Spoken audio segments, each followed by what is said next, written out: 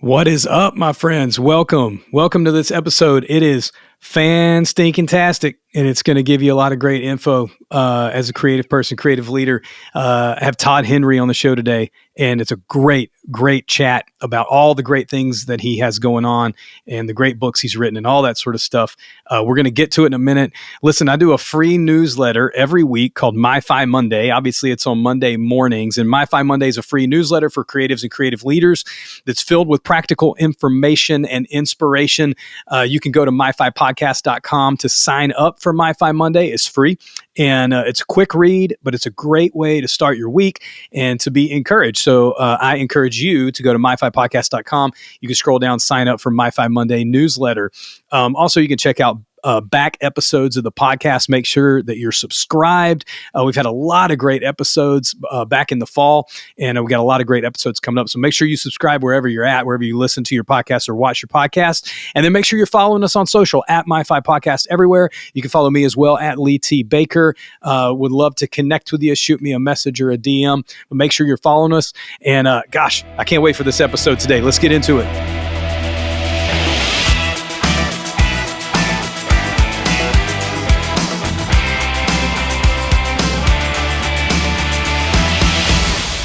Here we go.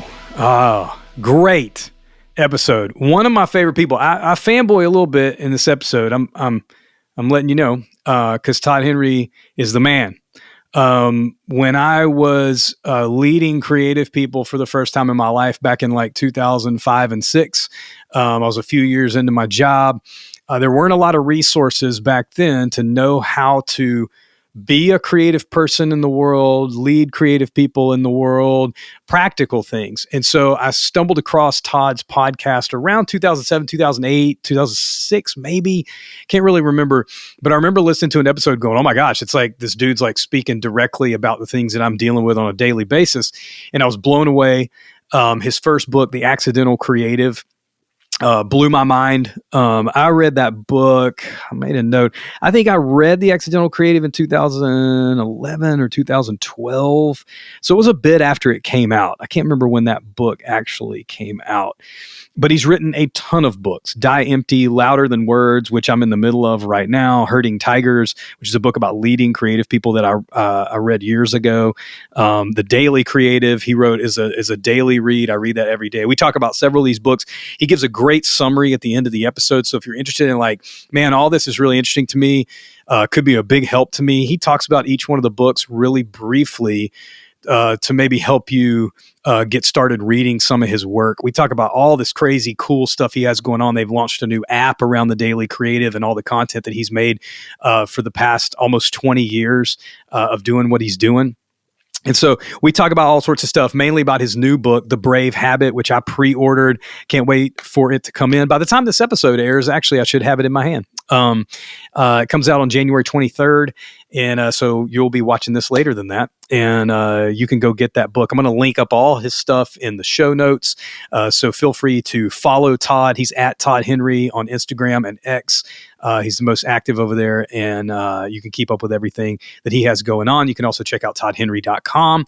You can get to the app, the Daily Creative app that they just launched from his website, and check out any and all of his books and find links and stuff all there. So toddhenry.com is probably the best place to hit. I love this. And you know what? I actually forgot to ask him this question. So I'm going to send him an email and see if, encourage him to do like a social post or something. In his bio, he calls himself an arms dealer for the creative revolution. That may be the coolest job title I've ever heard in the world. And it's very, very true. But I want him to explain where that came from. I want to know where that came from. And there was the one question that I forgot to ask. And so I'm kicking myself because of it. So maybe he'll do a social post and talk about it. Hopefully he will. But this episode was fantastic, and his story is inspiring, and you get to hear a lot of great tidbits from The Brave Habit and some of his other books that are really insightful, really inspiring for creative people and creative leaders. So I hope you enjoy this conversation I had with Todd Henry. Todd, how are you, man? I'm doing well, Lee. Thanks so much for having me back on the show. Man, it's an absolute honor. I've been a fan for a long time. started the podcast in 2009. Probably I started listening. I think you were already earlier than that, like '06, something like that. Like 05 was when we put out the first episode. Okay. So I wasn't too far off. Read The Accidental Creative. It was huge in my life. Herding Tigers. Even just about a year ago, I started Louder Than Words. I had never read that before. I got about 40% into that book, and my mind was blown. I had just made a huge career shift in the creative industry, and it was just super pivotal, super inspiring. So just from one man to another, just want to say thank you for what you've done. It's been huge in my life and a lot of people that I work with too. Oh, well, thank you. That means a lot. Obviously you make things hoping that somewhere out there, somebody will find them useful. And so it's encouraging to hear that you found them useful. Thank you. Absolutely, man. I was telling my wife right before we hit red, we were just eating lunch together, and I said I'd read Herding Tigers years ago as well, which is a book that you wrote a while back for leadership of creative people, which is not a common topic. I literally can't name another book on creative leadership. And I bought it for a friend of mine as well, and he read it, and we were reading it at the same time and just blown away. And so the work you've done is obviously been huge, but you got this new book coming out, and I found it really interesting. The whole purpose of Brave Habit was when you did Die Empty, which I haven't read yet, but I'm going to get to. When you did Die Empty, there was something missing in that. Can you talk? I mean, you talked a little bit about it in a post, but I want to hear the whole story of the inspiration behind it. Yeah, so I wrote Die Empty between 2011 2013. The book came out in 2013. Put it out. People were reading it. Did really well. I was traveling around speaking about it everywhere. But there was something that always bothered me about that book. I talked about these 7 forces that can stand in the way of doing great work and how to overcome them. But the one topic that I didn't really talk about in the book is, well, how do you overcome them? Well, you have to exhibit bravery in order to do that. Yeah. And it bothered me so much that I actually, when I would go out and speak about Die Empty, I would call the talk Brilliance Demands Bravery. That was the title of the talk. And I would talk about how we have to be brave enough to do these things, which is fine. That's all fine and good. But I realized, I can't just tell people go be brave. I have to give them some mechanism for being brave because there's a lot of talk about courage in our culture. That's kind of a big topic over the last several years. Be courageous, have courage.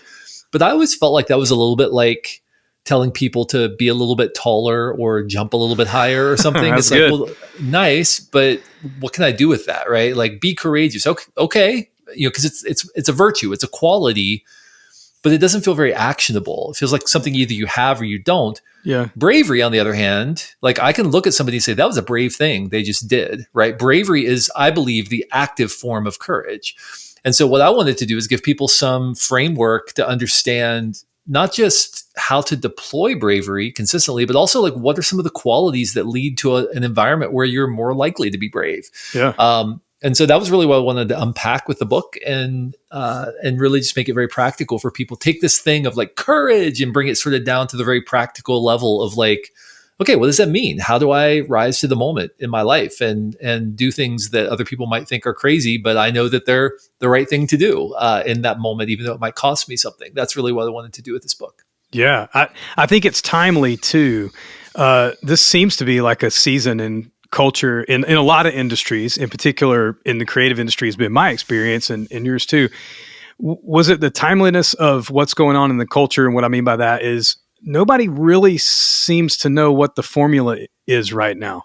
Right. Post-pandemic, all that sort of stuff. It feels a little bit like the Wild West. And if you're a nervous person or naturally maybe not a brave person, that is daunting and scary.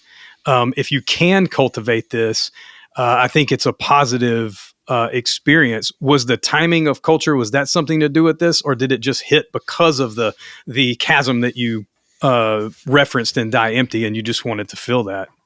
Yeah, so I started working on this book in 2016, actually. Oh, wow. And I was writing it over the course of many years. I've published multiple books since I started working on this one. Oh, wow. And so it's kind of been a seasonal thing where I've kind of seen this coming for a while. But I will say, to your point, I think that we're at a point right now in society and culture in general where we've witnessed the decoupling of a lot of traditional cause and effect mechanisms in society, We could talk about that culturally. We could talk about it politically. We could talk about it economically.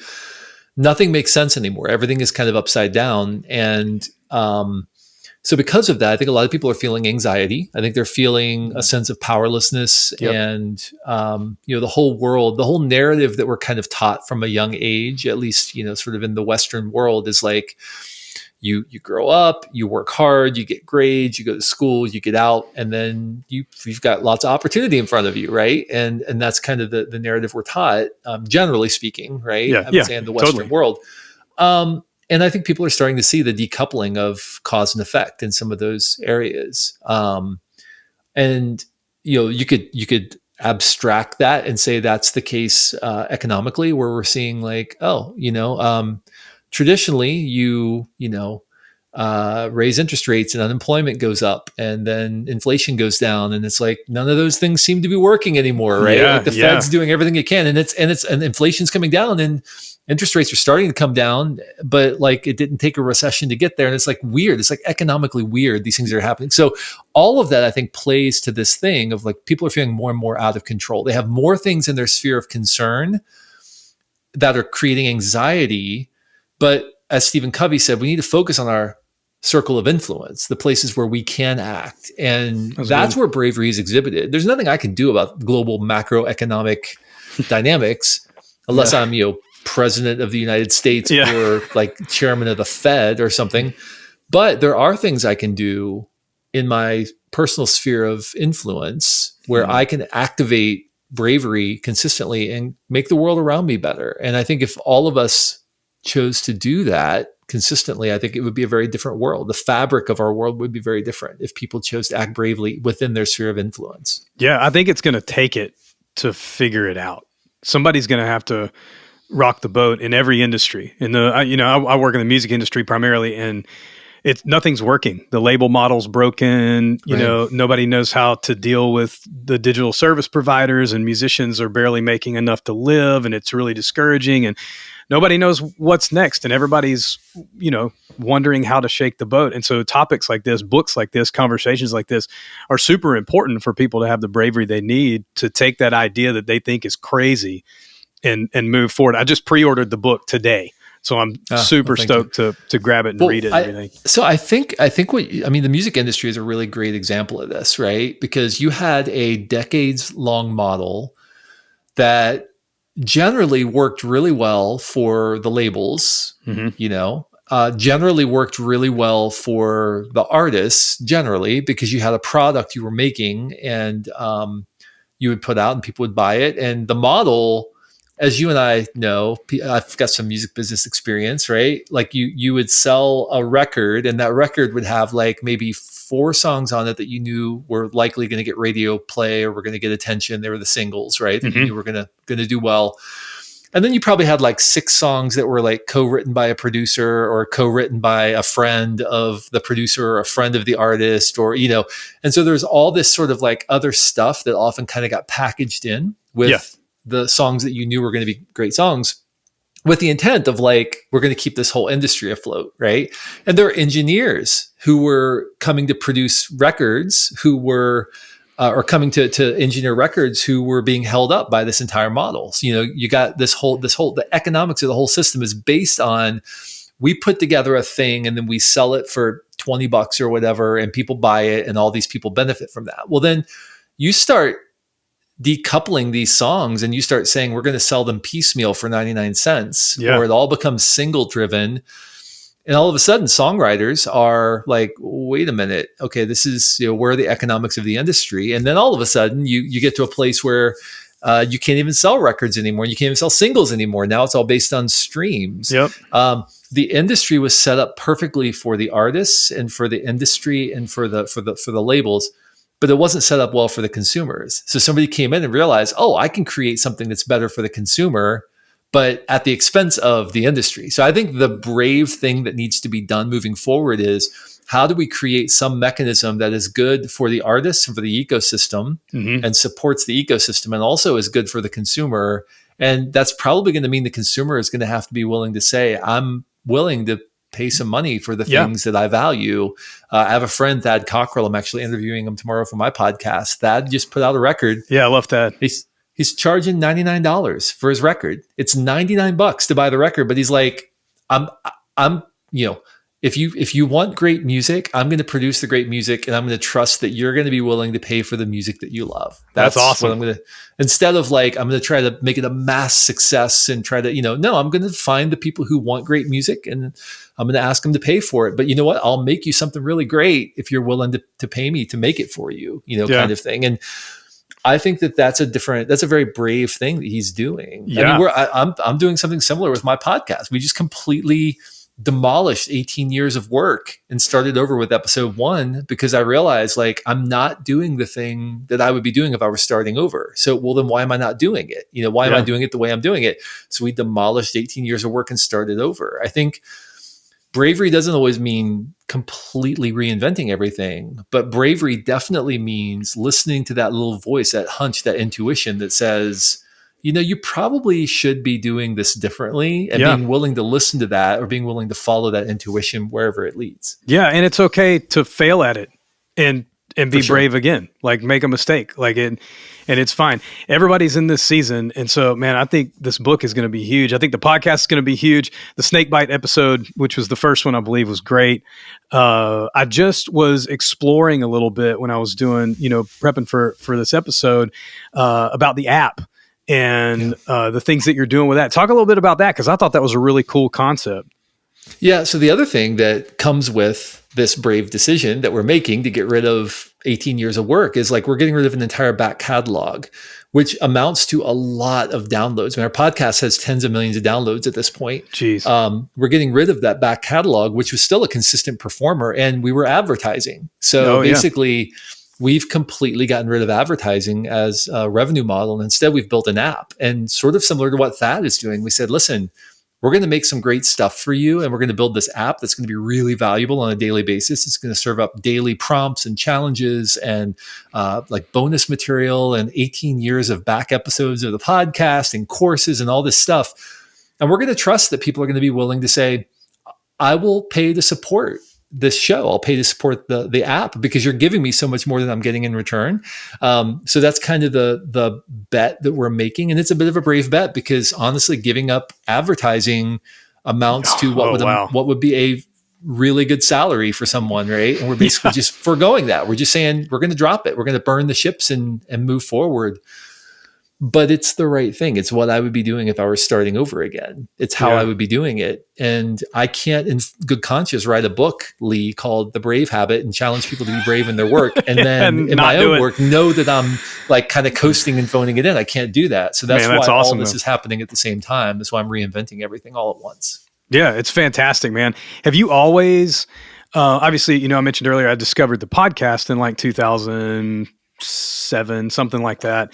Have you, and honestly, at the time, there weren't a lot of resources for people like me who were working in a creative industry or leading creative people, leading creative teams, all that sort of stuff. So, we start sharing it. Was that always the passion, or like, how did you grow up, and let's go all the way back. Did you grow up around creativity and just go, no, I want to be a writer? Is writing your main discipline? What is that the way you started? How did you get started in creativity, I guess is the first question. And the second question is, when did you really get passionate about helping other creative people? Yeah. So I didn't. I grew up in a really rural environment, which is great because like we literally had nothing to do all day. It was basically like, if we weren't at school, it's like, what do you want to do? I don't know. Let's try to build a helicopter out of a lawnmower engine. Where were you from originally? Where were you from originally? Central Ohio. So I grew up in like rural Central Ohio. Okay. Or like, let's try to build a Ruby Rod laser and see if we can blow up our garage, or let's film a movie, right? Like we go out in the woods with a video camera, which at the time was like a giant, like shoulder held with the big pack, and you go out and we would film VHS movies and do stop motion. Yeah, exactly. So in that way, it was great because we had all these really cool, like inventive things that we would do. My neighbor, by the way, who lived like a mile away, but it was my neighbor. We do all these cool, fun things. I went to college, studied marketing in school. And then I kind of paid a big chunk of my school playing music, performing music full time. Oh, cool. So I spent the first handful of years after college pursuing a music career as a songwriter, singer-songwriter, spent a ton of time in Nashville, and then out of Nashville, traveling all over. Had, I mean, as much, I like to say I had as much success as you can have without being successful in the music business. I know exactly what you mean. Yeah. Meaning like I got to tour and like open for a bunch of really big acts and, did all the things that looked really cool from the outside, but like the economics of that just don't make sense long-term unless you're able to sort of hit that inflection point. And so I met my wife. I was living in Cincinnati at the time, met my wife, and she convinced me music business, gainful employment, and marrying an amazing woman. You can have two of the three, but you can't have all three. So I chose gainful employment, marrying an amazing woman, and ended up, kind of walking away from the music business, which at the time, like that's like where I saw myself long term. And I was writing with a ton of great people, and some of the people I was writing with have gone on to have like these phenomenal careers as songwriters in Nashville or artists in Nashville. And it's funny because at the time, like everybody around thought like I was going to be the guy, right? Because I was out there doing these big shows and stuff, and everyone's like, "Oh, he's going to be the guy that's going to do it." And then I'm the one who like quit and walked away. But again, like to go back to this thing of bravery, like that was sort of like I have a vision, for my life, and my vision for my life is no longer confluent with my circumstances. And my vision is like I want to marry this woman. I want to build a life together. Okay, well, I need to then make some brave steps to like, move in that direction. And so then I ended up getting a job as a creative director for an organization. And I led a team of really talented writers and designers and videographers for several years after that. This is like in the early 2000s.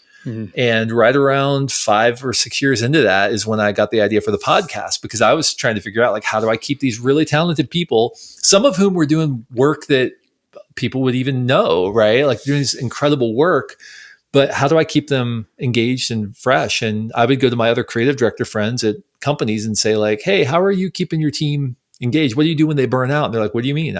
We just burn through them and bring in a fresh crop. Like that's what we do, Yeah. And that didn't seem right. And so I started the podcast really just to deal with this problem I was having, which is how do I keep my team fresh? How do I keep them prolific, brilliant, and healthy?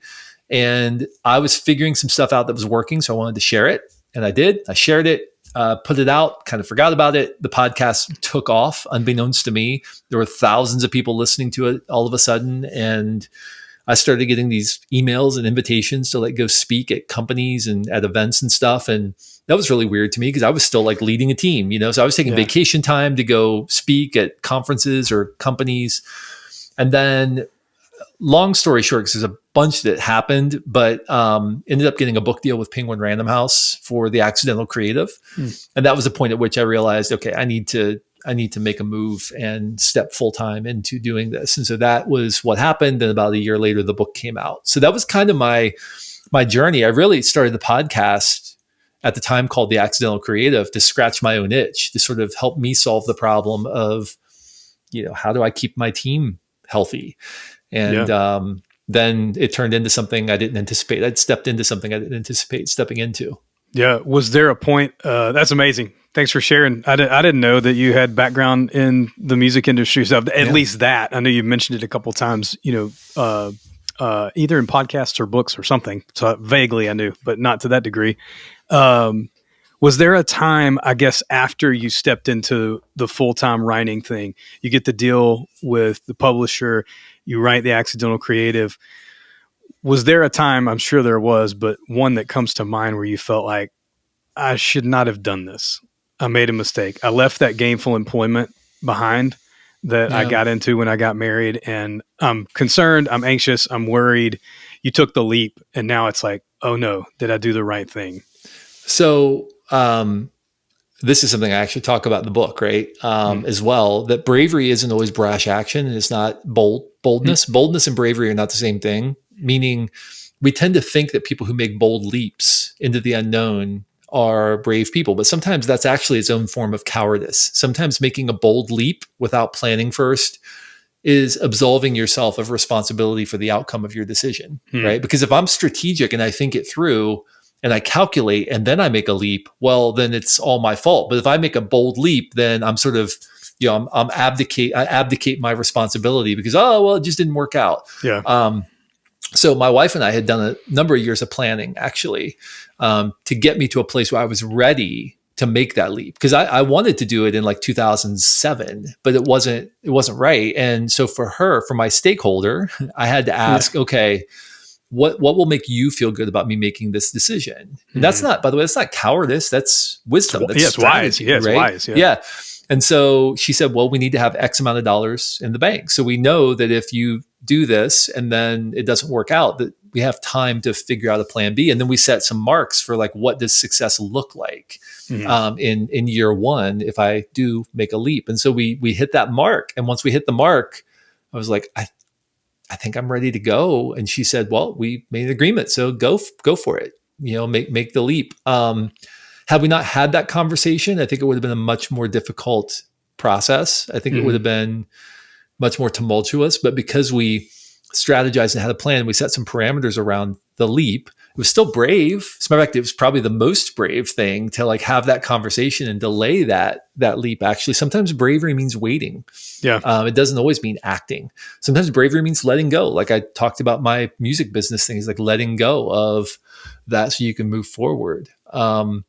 So that was really what it was. And so for anybody considering making brave moves, especially big brave moves in some of the big areas of your life, make sure you have people around you who are stakeholders who are helping you set some parameters around what that looks like. Yeah, because bravery is not boldness. It's not brashness.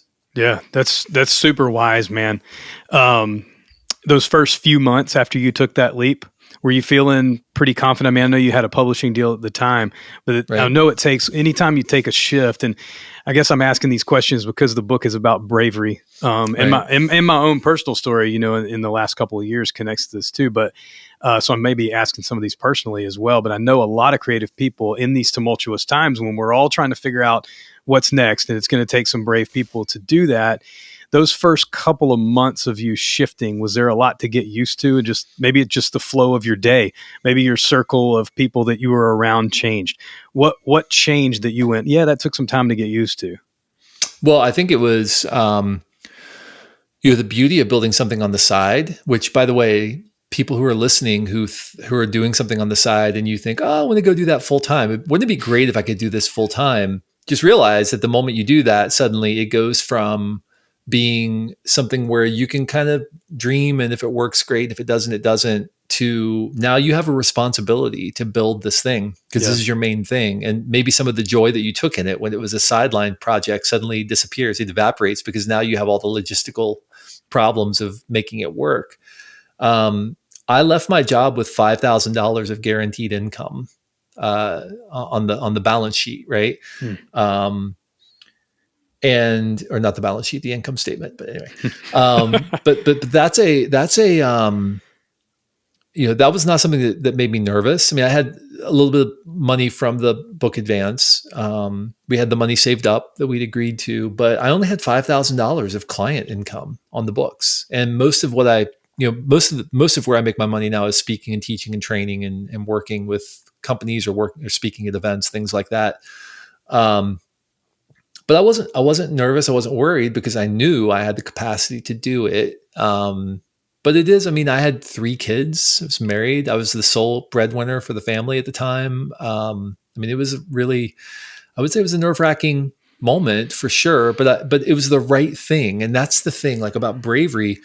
In the book, I talk about the 2 elements that are present when brave action occurs. The first is that you have an optimistic vision of the future. So you have a clear optimistic vision of how things could be better in a given situation. The second is that you have a sense of perceived agency, that you believe you have the capacity to bring it about.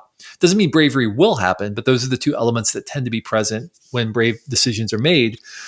I had a very clear vision of where I wanted to go. I knew exactly what I wanted to build, and I knew I had the ability to do it. And so at that point, it was really just a matter of, am I going to do it or am I not? Yeah. Right. It wasn't, well, I don't know. It's a little fuzzy. I'm not sure what I'm doing. No, I knew exactly what I wanted to do. And I knew I had the ability to do it because I've been doing it for years as a creative director. Like I knew exactly what I wanted to do. Yeah.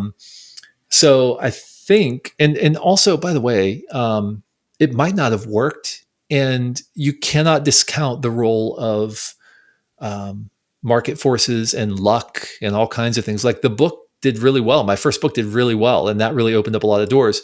It might not have worked, and I might have been like a one and done author, and I might have had to go get another creative director gig somewhere. And would I have had regrets? I would have had zero regrets about having done it, because I think the regrets would have been if I was like, well, maybe I should play it safe and stay where I am and not want for anything more than what I'm doing. I think I would have deep regrets about that. But fortunately, the book did well. The second book did well. The third book, the fourth book, the fifth book, sixth book, seventh book, all of them in sequence have done well. Well, the seventh book has yet to be determined. That's a Brave Habit. But I was going to ask what number Brave Habit was. Yeah, Brave Habit's number 7, and so far it's doing well. So in terms of, it's not on sale yet, but it's doing well in terms of pre-orders. So that's awesome. Obviously, you love music. What do you listen to, bro? What are you into? I have a really weird taste in music. So like the music I played when I played music was like Bakersfield country, so like honky tonk. Think like Dwight Yoakam, the Mavericks, Buck Owens, that kind of stuff. Which probably means nothing to most people listening to this, but that's kind of like the vibe of the music that I wrote and still write, by the way. I still write and record. Well, hey, we had a guest on the show, sorry to interrupt you, from Ohio, a band that sort of is in that ballpark called the Shootouts that were fantastic. Okay. And very cool. You should check them out. They're an Ohio-based. I will definitely do that. I think they're Akron-based band. Yeah, that's the other corner of the state. Yeah, I'm in Cincinnati. They're kind of anyway, sorry to interrupt you. Buck Owens style stuff. So that's like when I'm listening to music, it's usually that kind of thing. It's like that honky tonk, Bakersfield chicken picking Telecaster kind of stuff. Heavy on the pedal steel, you know, kind of thing. But and I also love like Lord Huron and like some of that vibey kind of music. But when I'm working, I'm usually listening to classical music. So if you look at my Spotify Wrapped, it's usually like Chopin, Beethoven, Rachmaninoff, right? Yeah. And it's like, you would think I'm like some classical, but that's usually what I'm listening to when I'm working or I'm writing or whatever. That's kind of the vibe. I'm sure it's hard to listen to stuff with lyrics while you're trying to write words. Oh, for sure. Yeah. So, I definitely don't want Pete Anderson playing a B-bender in my ear when I'm trying to come up with a witty phrase, right? Or whatever. So. Yeah, for sure, man. Let me ask you this. We'll ask you this to wrap up today. If people are just getting familiar with your work, because I'm sure that with every book and every topic that you hit with creative people, there's people like me who were like, oh my gosh, I've been waiting for this book. No one's ever written a book like this for creative people before. But if they're just here, they're listening to this podcast, they're going, oh, he's got the app, he's got the podcast, he's got soon to be 7 books out, or now 7 books out. If you're listening to this podcast, now Brave Habits out. Is there a book that you would say, read this one first? Because in a way, Brave Habit is not supplementary, but a complement to Die Empty. Right. So is there a book that you would go, read this first and sign up for the app, and you're going to experience some growth or some encouragement or whatever it may be? Yeah, I would tell people first, like, go listen to the podcast, right? Like, because that's really, we make that as a gift for creative pros every week. That's basically what it is, like a gift to be unwrapped every week by creative pros, different topics. So Daily Creative with Todd Henry, I'd say go listen to that, because obviously your listeners are listening to a podcast right now. So, Sure. So that's a great free way to get involved wherever you listen to podcasts. In terms of books, it's probably easy for me to give a quick 1-sentence summary of each book. Yeah, so that'd be great. Can identify. The Accidental Creative is for people who are really creative and they have to be creative under pressure, but they struggle with organizing their world, right? So that's really what that book is about, how to position your world to be brilliant in the moments of this. Die Empty is about how to ensure that you're doing the right things. Are you doing work you're going to be proud of later? And what are some of the forces that come against people doing work that they'll be proud of later? Louder Than Words, my third book, is really about, okay, how do you find your unique voice as an artist? How do you figure out your style, your thing, what you're going to be known for? That's really what Louder Than Words is about. Herding Tigers is for those of you who have to lead talented creative people. And it's really about like some of the practical, tactical things you can do to position your team to be successful. My fifth book is called The Motivation Code. It came out in 2020. It's a little hard to find now because it came out during the pandemic and it was part of a company that I was a partner in that we just sold. But it's about what drives motivation, truly drives motivation. And it offers some profiles of how to discover what uniquely drives you in terms of motivation. Daily Creative was my sixth book, which is a daily reader for creative pros. And actually That's much fantastic. of what's in Daily Creative, the book is in the app now in audio form. So you can listen daily to those entries and do the little prompts right there in the app. And then number 7 is the brave habit. And the brave habit is about how to position yourself to be brave every single day as you go out and do your creative work. Man, again, if you guys never heard Todd's work before, or go listen to the podcast, The Daily Creative is a great book to start with. I could speak for myself. That was a great book. I still read it every day. It's sitting on this table right behind my chair. And it's just super encouraging. I was stoked to know that the podcast was coming out. I think you announced it in December or something, and it started in the new year. Stoked about the app. In the new book for you, man. Your work's meant a lot of things to me and to a lot of people that I know. And so I'm glad the first book was successful and it worked out and you weren't a one and done author, because there's been a lot of creative people who've benefited from your work. So man, I wish you the best of luck with the Brave Habit. Thank you so much for the time, Todd. It's a big deal for me to get to say thank you for everything that you've done, and look forward to everything with the app and all the stuff that you have going on, man. Best of luck. Yeah, thank you so much. Yeah, if people are curious about the app thing, they can go to dailycreative.app. That's the website. So. And we'll link all this stuff in the show notes. Every book and Todd's website and all that sort of stuff will be in the show notes. So just feel free to click down there, and you can follow Todd on social at Todd Henry on IG and X, Twitter. He's super active over there. So thanks again, Todd, for the time, man. Thank you, Lee.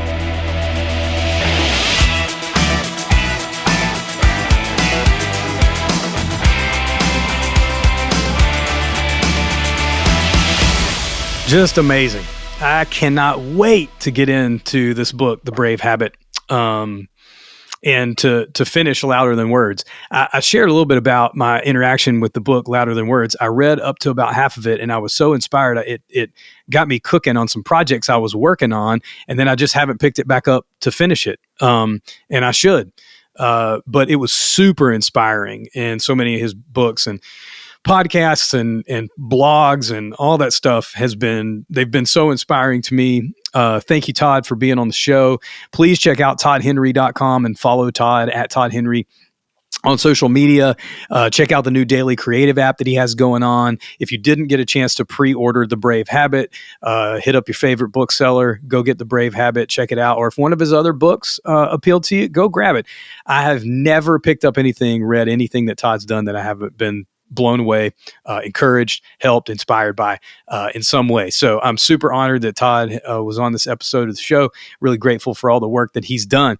Also, go check out MyFiPodcast.com and sign up for MyFi Monday. If you're a creative person of any kind, songwriter, filmmaker, blogger, writer, painter, videographer, musician, producer, engineer, whatever, there's practical inspiration in MyFi Monday each week for you to just get you started on your week. It's in your inbox every Monday morning at 6 a.m.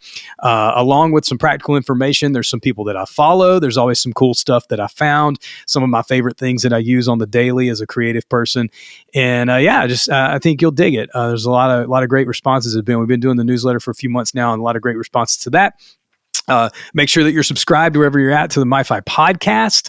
I also do coaching for creatives and creative leaders at MyFiCoaching.com. You can go check out that website as well. If one-on-one coaching for you as a creative interests you, would love to work with you, you can shoot me an email and actually fill out a little form for a free 30-minute call and let us connect and see if coaching's right for you. So thanks so much for tuning in to this episode of the podcast. Again, make sure you follow Todd. Check out toddhenry.com. And until next time, you guys have a good one.